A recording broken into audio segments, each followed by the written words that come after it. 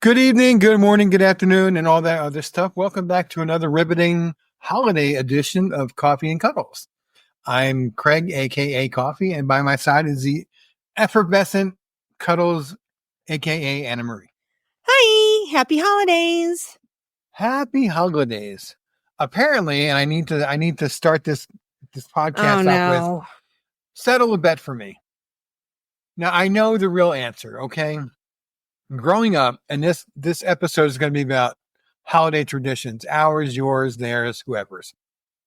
One of my cousins, my cousin Tony, married to my mother's cousin Kathy, used to always make up his own words to Christmas carols, like Rudolph the Blue-Nosed Russian. Maybe he didn't make that up. Maybe someone else did. I don't know. But later on, we'll perspire as we sweat by the fire. Things like that. So I grew up with a certain appreciation for the quirky, the Weird Al types of lyrics. Dr. Demento. That too. And I remember, and I don't remember who sang it or where I heard it, but instead of "There's no place like home for the holidays," I like singing "There's no place like Rome for the holidays." And I sprung this on my partner at the tree lighting we attended tonight. And she's like, what are you talking about? And there's no need to thank me, but now it's stuck in her head. So You're welcome. Holidays. Ay, ay, ay. Well, apparently she has an issue with Rudolph. Now, I know a lot of people have heard the version of Rudolph where it's like call and response when they used to laugh and call names like Pinocchio. No, wait, I don't have a problem with that. But the fact that you were doing it as the choir from Mayfair was singing, I think some of the girls on the end heard you because they started giggling. I wasn't the only one that was singing that. I know you weren't. There were other people singing the same words. Like they used to laugh or they wouldn't let him play in reindeer games like Monopoly, things like that. So it's silliness. Now, of course, if my students were here, they'd probably do things like Jingle Bells, Batman Smells. And I always tell them, if they're going to sing Christmas songs in class, they either sing it properly or they don't sing it at all. Wow. That's kind of harsh, isn't it? Well, because I don't know how things are done in their families. So I don't want them going home and saying, well, our teacher let us do that, because I'm going to then get the phone calls and the emails. So if they're going to sing Christmas songs, I would prefer they sing it correctly. I will grant you that one. All right, then. The reason that this episode came about is we went to the tree lighting in Lakewood. And for those of you who don't know, Lakewood is located in South LA County. It's roughly 23 miles from LA, which 23 miles from LA, but it takes you anywhere from 45 minutes to a couple of hours to get there. I've never experienced a couple hours. The longest I think it's taken us is right about like 50 minutes or something, or 55 minutes. So, well, it depends on how far in LA you're going. That's very true. From here to Philippe's, which honestly, where else are you going in LA? Where else do you need to go? Unless you're going to the Pantages or something, but so anywhere else in the country would probably take you about a half hour. Here it takes, like she said, anywhere from 45 to a couple hours. So it's like Tree City, USA or something, because there are roughly there's like here somewhere 36. No, there's more than 36,000 trees lining the streets and shading the parks. So that is one of our quote unquote nicknames, is Tree City, USA. We're also we call them broccoli trees because they're shaped like broccoli. They are, but they're very cute. I think the other one is Sportstown, USA, because of all of the parks and the opportunity to play different sports. And lately they have been redoing a lot of the parks to make them more inclusive so that everybody can use the facilities. And when I say more inclusive, I mean, they're actually installing things so children who are wheelchair bound can actually use a swing or play on the equipment. Whereas before, that wasn't really possible. So just another thing that I think is really cool about the city. But the city, I hear my research department is looking something up, but they've been doing this tree lighting ceremony. I think tonight she said that they've been doing it for 11 years, and it's really cool. They bring out all these food trucks, and different sponsors have booths set up so you can learn about different services in Lakewood, or you can make small purchases. There's photo ops, and then of course they bring out entertainment. Santa's there for you to get pictures. They have this huge tree in the middle of, they call it Lakewood Center, so I kind of think of it as like the middle of kind of like City Hall area. But they have this big, huge tree, and it's really cool. They say that, I think last year they said that more than 1,000 people were there. I think it was probably maybe half of that because last year was kind of rainy. But tonight, if they were going to say there was like 1,000 people, I would totally believe it because it was jam-packed. The mayor said 3,000. I don't know if that's accurate, if he was just guesstimating. I think he was guesstimating. But he said he wanted to thank the 3,000 people in attendance. Oh, we all got to sing Rudolph the Red-Nosed Reindeer with Santa. And I don't know who they got to do the Santa job, but he did a very good job of it. Very believable. It could be the big guy himself. I don't know. But this is a tradition that Anna and I started 3 years ago. Mm-hmm. Right after my first Christmas here. She's like, what do you want to do tonight? I don't know. She said, well, you want to go check out the tree lighting on? All right, sure. I've been to like one before, so why not? And when I say it was cold for California. It wasn't like cold like the rest of the country, but it was nippy. It was probably in the 50s, which is not bad. But when you're sitting outside for an hour and a half to 2 hours, it can be a little bit much. And last year, like she said, it rained. And it wasn't bad. We had our umbrellas, and it stopped about halfway through. And then we do like the city council speaks, and they have some high school choir performing.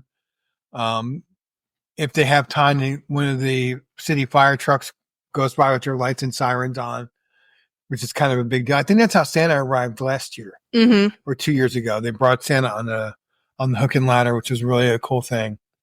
But this is just one of many holiday traditions that we have. And we were kind of curious as to what kind of holiday traditions that you guys have.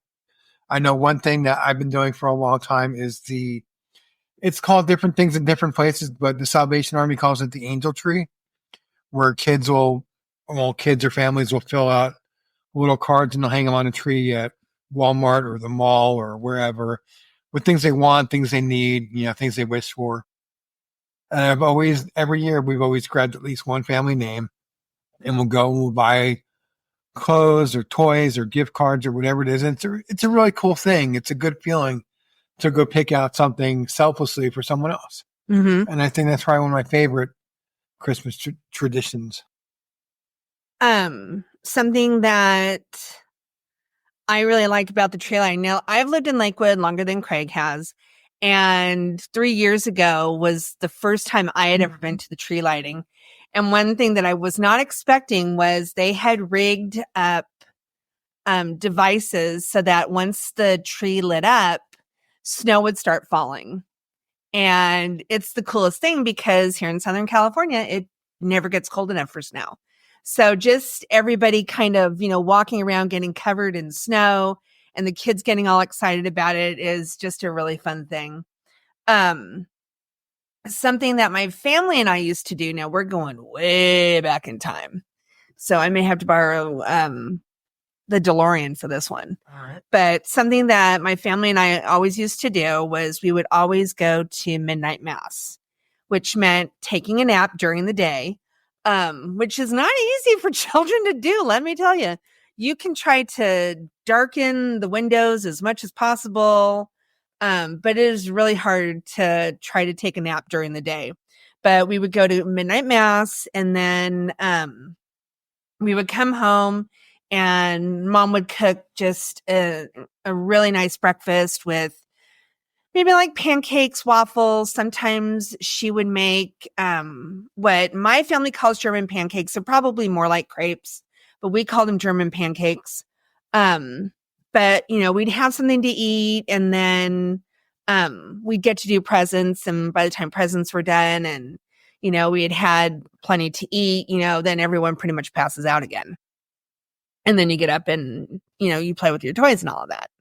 I don't think at the age I am now that I could handle something like that. I'd probably be asleep right when it was time to go. But that's something that I like doing. Where I'm sorry, I'm just rambling again. Yeah, okay. Ramble away. All right. It's usually me hogging the mic, so just one thing I want to say. I did finally attend a midnight mass with my friend Mary when I lived in Greenville, and it was a really cool experience to go to church at that time of night. It is. The churches that I used to go to, they always did a really nice job of decorating it, and it was a much different feeling than when you would go to a normal Sunday service. There was just something very, I don't know if mystical is the word, but it was just, it was different. I guess I'm going to use the word mystical because I really can't think of another word, but it was definitely a different feeling than what you would normally have.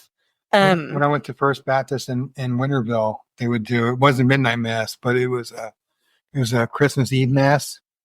And it was really like they would darken what is it? The hall or whatever. They would darken like can't think of the name of the room that we're in, but they would darken that room where we all sat, and they would do the candle lighting where one person would light a candle and you'd pass the candle down the row. Yeah, we've done that. And everybody would sing Silent Night with the candlelight, and it was a cool, I guess mystical kind of fit. Yeah, I guess mystical would fit for it. Something that I think is cool. I don't know if this is technically a tradition at my school, but it's kind of starting to feel that way. Is my school has a dual immersion program. So students currently from TK to third grade, some of them are in a Spanish English class, and it's going to keep moving up. Fourth grade will have it next year, and then fifth grade will have it the year after that.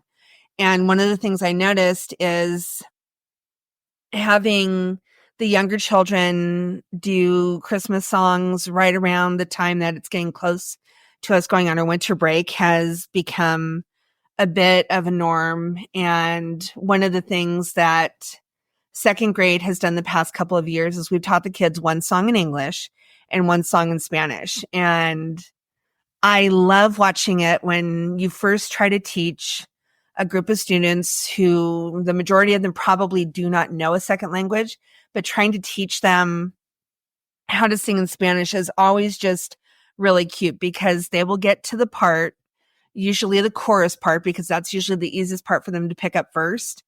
And that part, no problem, they can do it. And the rest of it, well, we're just going to give it a go. So last year we did it, and we're doing it again this year. We're teaching them how to sing El Burrito Sabanero. Only this year we added little motions to it. So hopefully we will somehow get our little troop going in the right direction. Although they have a lot of fun doing it. Very cool. I have an issue with winter break. It should not be winter break. It should be Christmas break. But I know it's winter, and I know that's when it happens, but that, to me, that's part of that politically correct garbage. I don't remember when it changed. When we were in school, it was Christmas. Yep, it was always Christmas when I was in school. More recently, probably I think it's more recent than the last decade when they started calling it winter break, as to not offend anyone. Well, I say offend because it's Christmas. I honestly don't remember when it changed, because when I was in school, we always talked about Christmas break, but somehow slowly over time, it just morphed into winter break. And when it came to doing stuff for the holidays last year, the teachers were asked if anybody wanted to make like holiday cards or something for a local senior center. And my class, of course, signed up to do it. And they brought us all the supplies, and the kids made all these holiday cards. And I remember one kid came up to me and said, well, how are they going to know who it's from? And I said, well, that wasn't the point. The point was that some people might not have family around at the holidays or might not get holiday cards. So then the kids were like, oh, okay, I see. And they started, wanting to know, could they make more than one? And they turned out really cute. They made those. I think they made some stockings. And then this year, and they don't know about this yet. So next week we are going to try making handprint reindeer. Oh, cool. So I'm going to try to take 21 kids, paint their hands, the palm and the fingers and the thumb, and try to press it down on paper. And somehow we're going to make them look like reindeer. I don't know how. All right. But somehow. Now, I know I'm old when I say this, but I remember making the hand-shaped turkeys in school. How do you turn a handprint into a reindeer? So you know how reindeer antlers, they aren't just necessarily two going straight up. Right. They have like little branches hanging off. So their fingers are going to kind of represent. For those playing along at home, she is doing the hand gestures, just so you know. Okay, so I talk with my hands. So their fingers will kind of be like the different parts of the antlers, and somehow I will try to teach them how to weave a black line around it, and then we'll draw on little Christmas lights. I just realized I have to get googly eyes and little red pom-pom noses. Okay, sounds like a job for this weekend. Mm-hmm. If Michaels would like to sponsor the segment, we'd be more than happy to let them do that. Oh, there's no shame in your game. Michaels, Hobby Lobby, Joann's, we don't care. We're not picky. So, something that I really like around the holidays is different kinds of movies. And one that I absolutely fell in love with is the Polar Express. And I'm talking about the version where Tom Hanks is the conductor. There's just something about that movie that just gets me every time. Mm-hmm. And this man over here, my coffee loving, amazing man. Why don't you tell them what you did? I was very sneaky. Over a month ago, I saw that it was coming to Harkins. I think it's Harkins, right? Harkins does they do like the Tuesday night classic movies or whatever, and every Tuesday it's a different movie from the 80s or 90s or whatever time frame. And I saw the Polar Express was coming up, and I bought 2 tickets. And then when she called me at lunch, I said, guess where we're going? So we're doing that. And then what's the other one that we're doing like a week later? Sunday, we're going to see White Christmas on the big screen. Yeah, that's like I want to say that's the 70th Yep. anniversary of that one. So, which coincidentally is how old Lakewood is. Ooh, that's pretty cool. I think that's what they said tonight. That is really awesome. I know that Lakewood was founded in 1954. And that's weird. I don't understand. So was this all like unincorporated, and then somebody drew a map and said, "Okay, this is now Lakewood"? Mm-hmm. Okay. Because I mean, the way the city is designed, you could literally sneeze and be in Long Beach. You could blink your eyes and be in Artesia. You could snap your fingers and you're in Bellflower. Lakewood does not have its own school district, so people in Lakewood, their kids may go to one of the nearby school districts. I guess it kind of depends on how their attendance areas are set up. What was it? I think the city, what is it? It's like almost 10 square miles. So it's not very big. Yeah. 9.5 square miles, has a population roughly of 80,000 people. 300 miles of sidewalks. 150 miles of streets. It's not very big. I mean, and for a city that, what'd you say, 9.5 square miles? For a city of that size to have almost 3,000 businesses is just unreal. I think it's pretty cool. I mean, there's mostly like single family residences. I think There's a few probably like 85%. There's a few are single family, multifamily or apartment buildings, but it's not a lot. Mm-mm. Although if Governor Newsom has his way, then they'll be building adult living units in everybody's backyard. There ain't no room in the backyard. They're buying up. California is buying up single family homes, and they go on the market, tearing them down and putting up multiple family units, which we'll save that for another episode. This is supposed to be upbeat and cheerful, so we'll leave that out of it. We try to be politically free here, but every once in a while it creeps in. It's like the Grinch. It is. So wait, what was that movie that you said on Thanksgiving you wanted to watch? And I think we've done it almost every Thanksgiving since you've been here. Oh my gosh. The Bing Crosby movie, the Danny Kaye. It's White Christmas. White Christmas, that's the one. That's a movie I could watch year round. I've watched that in the summertime before because it's like my happy place. It's one of my joyful moment kind of things where that's another podcast I follow. Rich Eisner I follow calls that remote drops, where if you're surfing the channels and no matter where it is in the movie, you just drop the remote and you watch however much is left. So White Christmas is one of those movies that will always be a remote drop for me. Mm-hmm. I think that's it. I can't think of many other traditions we have. We always had the big family gathering where both sets of grandparents would come to our house. My aunt and uncle would come, and my cousins would come after dinner, for dessert and coffee and whatever. One tradition was my uncle always wound up going over the Route 9 bridge because he missed the turnoff for our house. And every year he would say, I went over the bridge again, and we would laugh about it. And next year he'd say, I got it, don't worry about it. And then he'd go over the bridge again. So that was always something to look forward to. Christmas was usually a pretty big deal, opening the presents. The one thing I didn't like, and I have no idea if the movies even still exist or not, but we always had to wait for my dad to set up. This is back in the dark ages. So like a Super 8 camera or an 8mm camera. And then he would take home movies. And I don't think I've ever seen a movie displayed for us in all those years. I don't think I've ever seen him play one. Huh. So we'll have to dig through the closet and find all these movies and convert them to video or something. So I would like to see that. That would be a cool tradition. Oh, I just thought of something that I always like to try to see every Christmas is A Christmas Carol. But it has to be the one with Alastair Sims. That's a good movie. If you're going to watch a movie about Scrooge, he is the ultimate actor for that role. There isn't any other Scrooge movie I have seen where the actor playing that role does it as well as Alastair Sims does.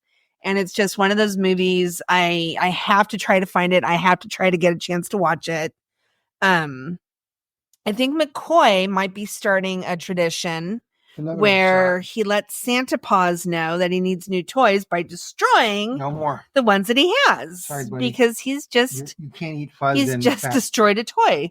So I think that's his way of letting Santa Paws know, hey, like some toys in your diet. Sorry.